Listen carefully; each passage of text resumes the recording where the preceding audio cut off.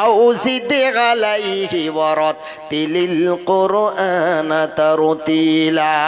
আল্লাহ রাব্বুল আলামিন বলেন রাতের বেলার 1 নম্বর আমল হলো তাহাজ্জুদের আমল, আর 2 নম্বর আমল হলো কোরআন তেলাওয়াতের আমল।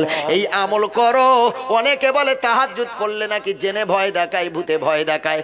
আল্লাহর কসম করে বলছি তাহাজ্জুদ করলে জিন আরো পালিয়ে যায়, কাছে আসতে পারে না। আমার কাছে একটা পেশেন্ট এলো, জিন ছাড়ানো হলো, এরপরে অনেক তদবির করা হলো। 1-2 সপ্তাহ ভালো থাকে, 3 সপ্তাহ ভালো থাকে, ঘর দুয়ার বন্ধ করার পরেও দেখি ভালো হয় না। বহু জেন জাদু জানে, বহু জেনেরা জাদু জানে, সব কিছু করার পরেও যখন দেখি কিছুদিন ভালো আবার আসে, আমি তখন বললাম তোমরা মাই বেটি দুজনেই তাহাজ্জুদ পড়বে। মেয়েটার শরীর অসুস্থ, মেয়েটা একা পড়তে ভয় পায়। আমি বললাম শোনো, মাই বেটি দুজনেই প্রতিদিন তাহাজ্জুদের নামাজ পড়বে, ছাড়বে না। আল্লাহর কসম, আমার আল্লাহ সাক্ষী, আল্লাহ বলেছেন লানাতুল্লাহি আলাল কাযিবিন, মৃত্যুকের উপরে আল্লাহর গজব পড়বে।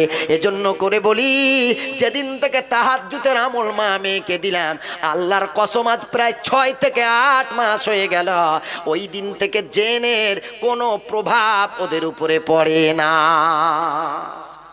কে বলেছে তাহাজ্জুদ পড়লে জিন ধরে? জিন আরো পালিয়ে যাবে। কোরআন রাত্রেবেলা পড়লে জিন আরো পালিয়ে যায়, জিন কাছে আসে না। জোরে বলেন সুবহানাল্লাহ। অথচ যারা কোরআন নামাজ থেকে দূরে থাকে, সম্ভবত 23 পারাতে আল্লাহ তাআলা বলেন আল্লাহ তার বান্দার জন্য একটা শয়তানকে মুকাররার করে দেয়, শয়তানকে নিযুক্ত করে দেয়, ওই শয়তান ওকে ধোঁকা দেয়। কিভাবে তাহাজ্জুদ পড়লে জিন আসে? আশ্চর্য! এটা ভ্রান্ত ধারণা, কুসংস্কার, এটা বাদ দেন।